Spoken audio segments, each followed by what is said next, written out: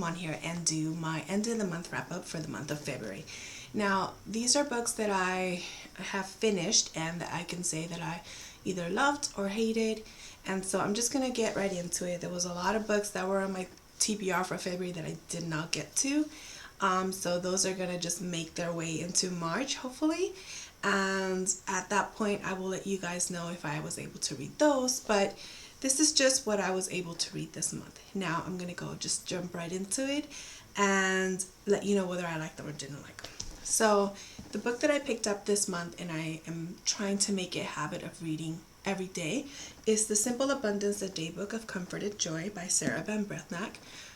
This is a book, a very inspirational book, and it has a daily passage for the whole year. So every day there's a passage in here, and it varies from, finding simple joy in, cleaning your home to, finding true joy in going for a walk, or, it sounds really simplistic, but it actually is just really an inspirational, devotional type of a book. It is spiritual, but it's not preachy, and it's not like it's not pushing you towards religion, but it kind of pushes you into realizing that life is really, really simple, and you can just, take a good message for the day and apply it to your life, I guess. But I really like it. I've been reading it. I've had this book for about 7 years, and I keep rereading it every year, and it doesn't get old because you read a passage a day and then you kind of move on and you read it, So it is always like a little lesson.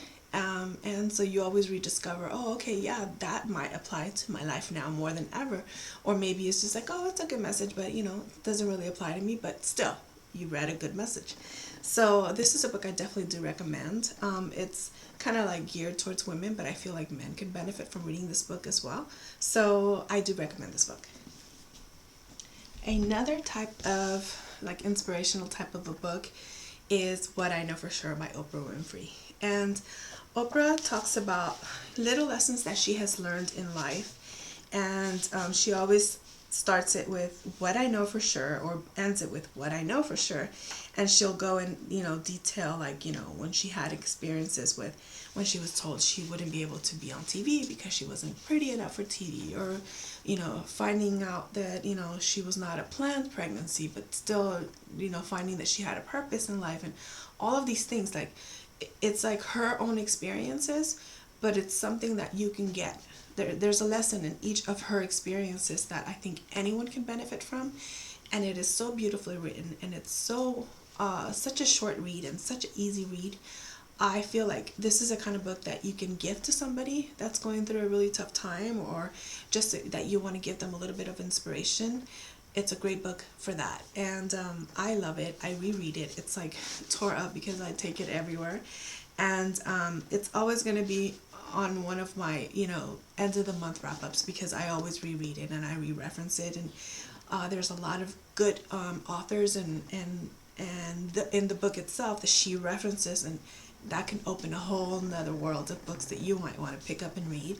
So I really love Oprah Winfrey's writing. I know a lot of people have an issue with considering her an author, but I definitely think she's an author, and I think this is one of the best books I've read, and I recommend it to everybody. So if you're looking for one of those kind of quick reads and books that you want to share with other people and talk about, this is one of them. And I feel like it's really empowering, and it's very it's beautiful. It's a beautiful book about friendship and love and finding yourself out, and finding that confidence to be your truest self. And it says here on the back, I know for sure your journey begins with a choice to get up, step out, and live fully. That's exactly how I feel about this book. This book just lets you, just kind of wakes you up. Go get out there, go live your life however you want. Even if people judge you, it's your life, and say no when you have to say no, because people will take advantage if you don't put your boundaries up. And as I get older, I'm able to do that more, but when I was younger, I was not. So this is a good book for someone that's kind of in that transition, early 20s stage, because it's coming from someone that's older, and I respect her point of view, and I respect her lessons. To me, that's gifts that she's giving to us, because someone goes through tough times and has gone through challenges and can say, I made it through. That's the best gift someone can give you, that lesson. So I love it. It's kind of like talking to your aunt. She's giving you great advice. Definitely a book that you should pick up.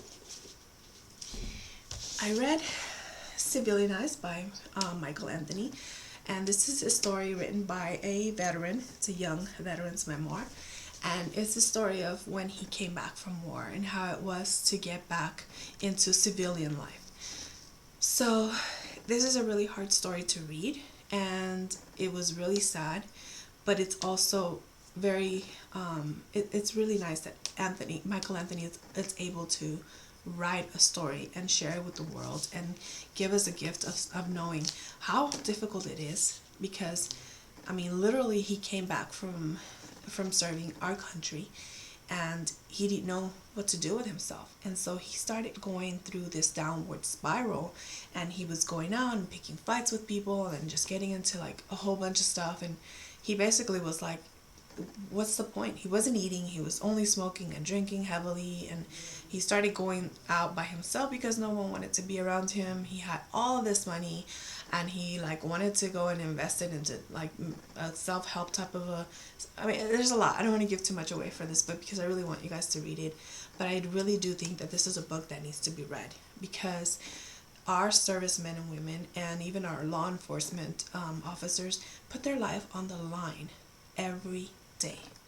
And when they go through a traumatic experience, which war is traumatic, and they come back and they're suffering from PTSD, a lot of times they get thrown away. And that is never okay. That should never be the case. We have to do better by our veterans, our first responders. We have to just do better. I have personal experience with that, and I am very, very passionate about how we have to do have a better system in place and have a better protocol for when things happen to our veterans and our first responders, and how we can bring some assistance to them and give them the support that they need. And I can go on about that for a long time, but I'm not going to. I think this was a great book. You should read it, and I will tell everybody that is in my life to read it, because even though it is hard, it needs to be read. Another hard book that I read this month is All the Bright Places. Now, All the Bright Places is a story about a girl named Violet and a boy named Finch. And so they are both dealing with suicidal thoughts. And they find each other at a point where they're ready to just end it. But they start like learning, I don't want to give too much away with this because I don't want to invest too much in this book. It wasn't for me. I am a mother of teenagers. I don't think that this is a book that I want to like recommend to another teenager. I know a lot of teenagers have read this, and a lot of teenagers are smart enough to know that, if you're having a tough time, you have to reach out to somebody and get help. And I definitely I want to tell anybody and everybody that's going through a tough time, suicide is never ever the solution. It is a permanent solution to a temporary problem. And so anybody that might be going through a tough time, just reach out to anybody. Even if you feel like you have nobody, trust me, somebody will talk to you. People on the grocery store, somebody anywhere will talk to you. Just if you start the conversation, say, I need help. Those are the hardest words to say, but they need to be said, especially when you get to the point where there's nothing else that can help you. I don't ever want anybody to feel like they're alone. Hey, if you want to call, send me a message, I will talk to you, because at the end of the day, I know what it's like to feel alone. I know what it's like for kids to go through, because I worked in school districts. I know what it's like to have kids go through depression and go through tough times and PTSD and all of that. But there's always somebody there. So reach out. Don't stay quiet. And if you know somebody that's going through a tough time, ask the question, what can I do for you? A lot of times it's hard for someone to say, I need help. I want to talk. I feel like I'm crying, or like I want to cry, or anything. It's hard to have those conversations, but they need to be had. So you could save somebody's life by asking them, can I help you? Or do you want to talk? Or is there something that I can do? Or if you're that person that needs that help, please ask. Don't think that you are alone. Don't think that you're a person that doesn't have somebody, because there's always going to be somebody. Believe me, even someone in the grocery store. I've had people start talking to me and give me the whole life story, waiting for our, grocery line to go down. it can happen. There's always someone to talk to. So reach out, find that outlet, and get help. And I know I went on a rant, but I didn't like that book. I mean, it's not funny. It's really like one of those things where I just didn't. I don't want to unread. I can't unread what I read, you know. And so I'm passionate about that as a mother of teenagers, and I don't want to ever find any other teenager going through that situation. So with that being said, let's move on. Another series that I read is Raven Boys, and I really enjoyed this series. I really enjoy these books because it's the story of friendship. This is truly the opposite of what that is, because it's a story of, you know, friendship and having each other's back. I mean, these four boys and a girl have each other's back in a way that, like, I think is like the way friendship should be.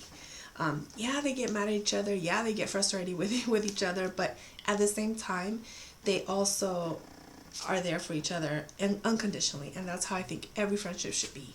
And there's a lot of magic and a lot of, you know, psychic elements, magical elements, witchcraft elements. There's some religion thrown in there, but it's not like shoved in your face.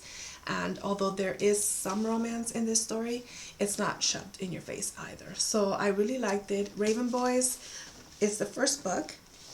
A lot of people read this book and they don't like it, and then they give up on the series. But I just want to urge you, if you haven't read this series, read this book, finish this book, and move on to the other books, because this one gets better, so does this one, and at the end, you know, you're gonna see why it was worth reading all four. I don't want to give too much away because I tend to do that when I start talking about a book that I'm passionate about, but definitely worth it. It is really beautiful, beautiful story, beautiful friendships.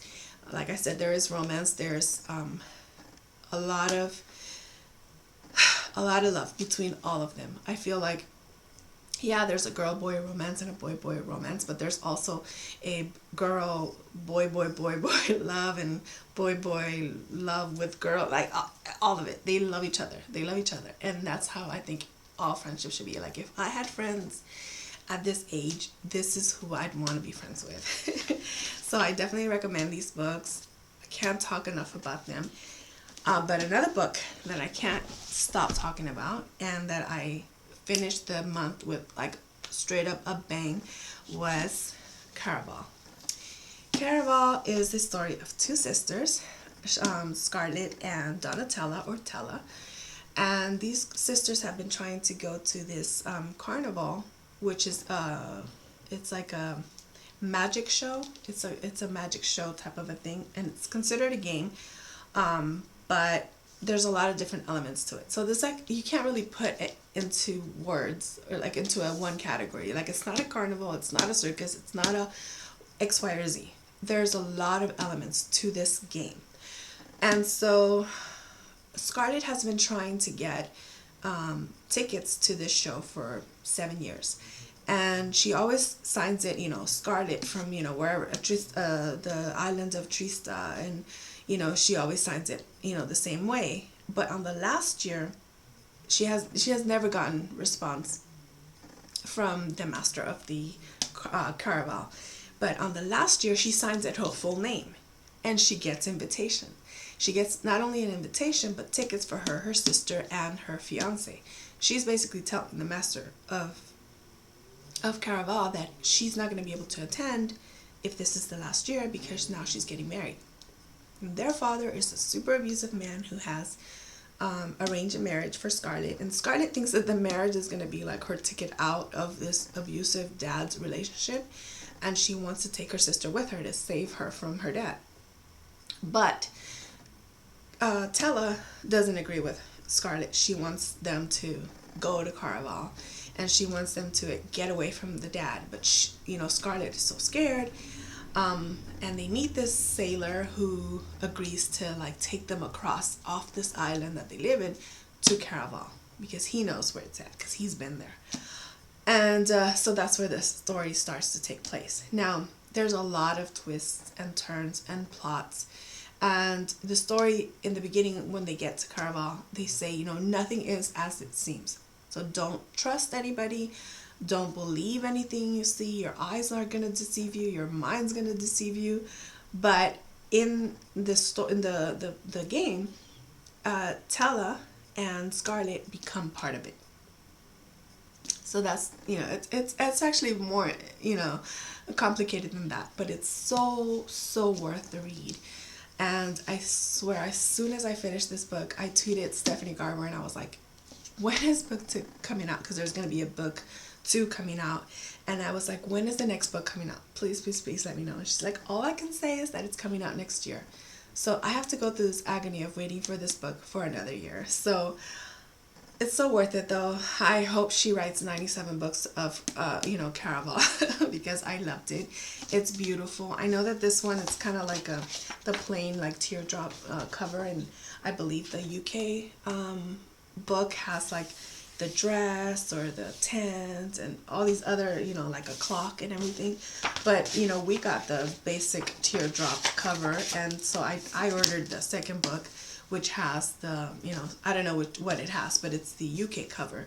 And it's beautiful. I mean, this is the kind of book I think we're going to, purchase more than one copy for sure, because it's so beautiful and the story is really, really fun. And I heard from the girl from Clockwork Reads, her name is Hannah, that she interviewed Stephanie and she said the second book is going to be told from another character's perspective.